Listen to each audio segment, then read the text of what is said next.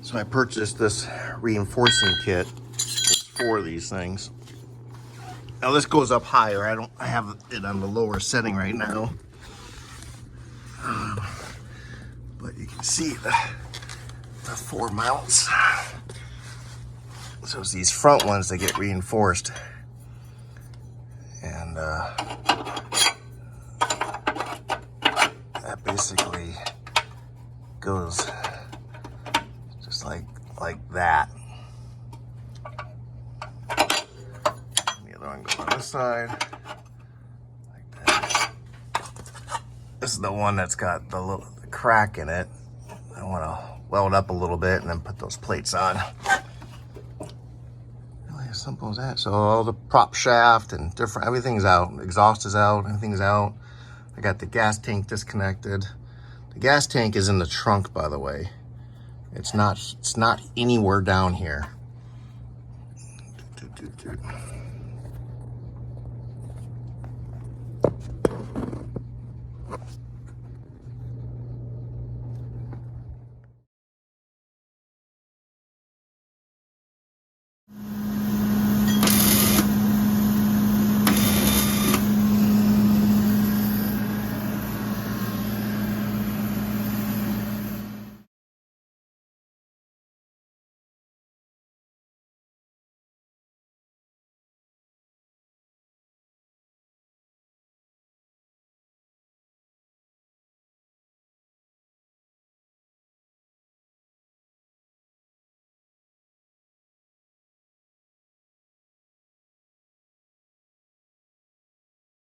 So this is just a very quick video of the importance of checking this mount.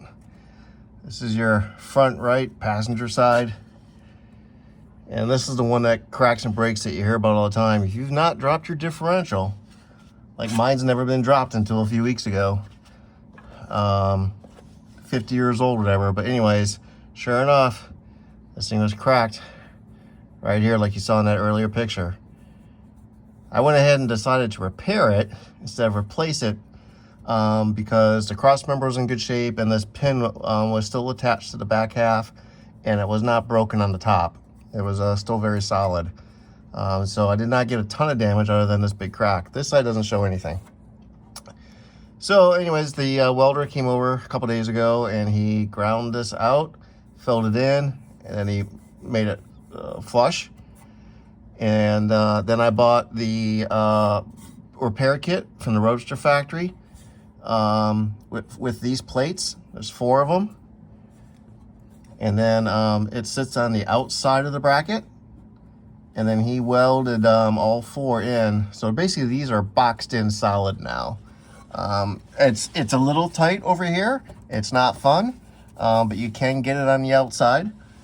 And anyways, just in the process of de-rusting and cleaning and everything right now. Make sure you put your bushing on and test it.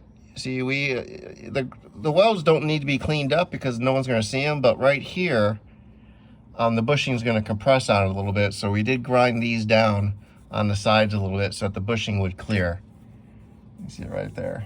And again, it's rubber. It's going to compress. It doesn't need to be perfect.